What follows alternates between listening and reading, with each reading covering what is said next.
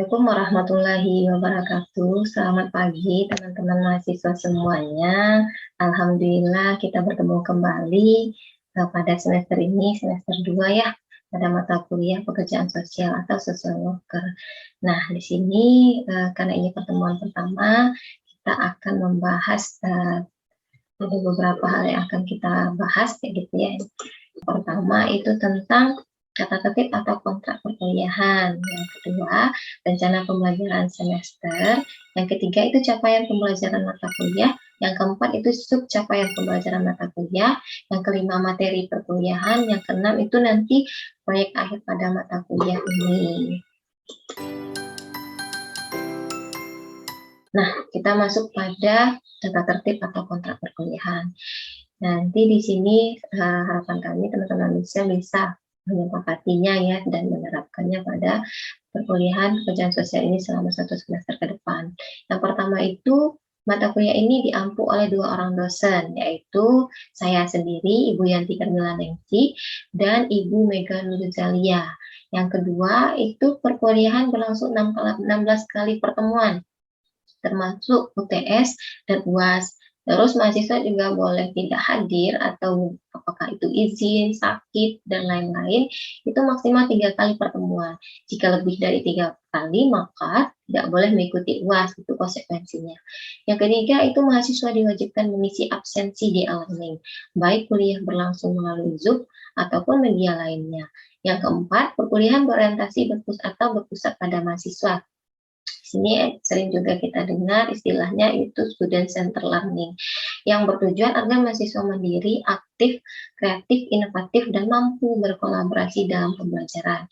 Yang kelima, tugas dikumpulkan di e-learning sesuai dengan waktu yang telah ditentukan.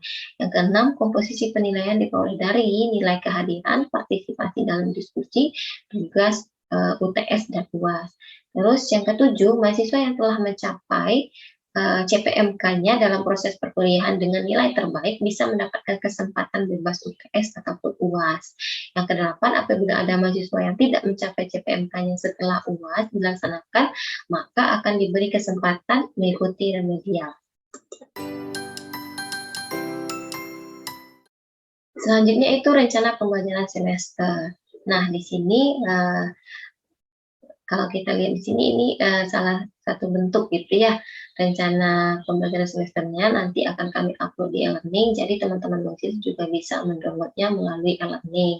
Sini ada deskripsi mata kuliahnya. Nah, mata kuliah ini nanti akan membahas tentang teori dan keilmuan yang terkait dengan pekerjaan sosial. Nanti ini akan ada juga uraian materi yang akan kita bahas per minggunya.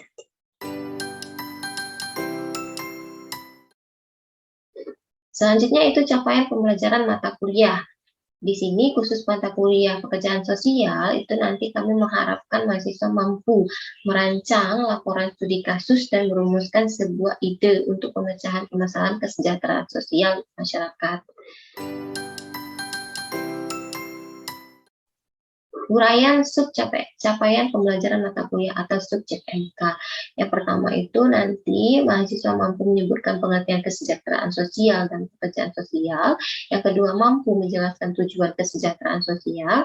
Yang ketiga, mampu menyebutkan berbagai jenis profesi pekerjaan sosial dalam rangka meningkatkan kesejahteraan sosial masyarakat. Yang keempat itu mampu mengidentifikasi permasalahan atau isu tentang permasalahan sosial di Indonesia. Yang kelima, mampu menyusun laporan studi kasus berdasarkan informasi dan data. Yang keenam itu mampu memberikan solusi atau ide pemecahan kasus kesejahteraan sosial di masyarakat. Nah, materi perkuliahan ini ada nanti 12 pokok materi yang akan kita bahas.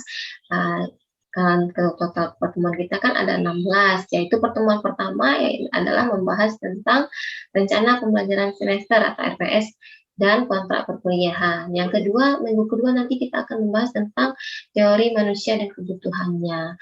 Minggu ketiga itu akan membahas masalah kesejahteraan sosial, selanjutnya usaha kesejahteraan sosial, terus pelaksanaan usaha kesejahteraan sosial, peranan pemerintah dan swasta dalam kesejahteraan sosial, selanjutnya pembangunan sosial dalam pekerjaan sosial, terus nanti akan ada UTS, setelah UTS akan melanjutkan pembahasan tentang perkembangan pekerjaan sosial di Inggris, perkembangan pekerjaan sosial di Amerika Serikat, terus perkembangan usaha pekerjaan sosial di Indonesia, terus selanjutnya ada hubungan ilmu kesejahteraan sosial dengan bidang ilmu lainnya, dan nilai dan prinsip dalam praktik dan bidang-bidang kesejahteraan sosial. Terus selanjutnya materi terakhir itu yang layanan sosial organisasi sosial dan profesi dalam bidang kesejahteraan sosial. Nanti pada pertemuan ke-15 itu tahap meresum kembali gitu ya materi-materi yang sudah disampaikan. Nanti kita akan ada pertemuan ke-15 itu membahas gitu ya, merangkum kembali materi yang sudah disampaikan. Nah, pertemuan ke-16 itu ada ujian akhir semester. Terus nanti teman-teman mahasiswa diminta untuk mengamati kasus sosial yang terjadi baik di sekitar tempat tinggalnya maupun yang terjadi secara nasional. Terus juga mahasiswa juga diminta membuat laporan studi kasus beserta solusi penyelesaiannya.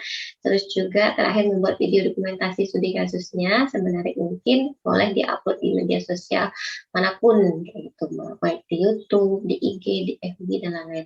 Nah ini terlihat ya waktu di sini ini bentuk kasusnya gitu ya, salah satu contoh bentuk kasusnya.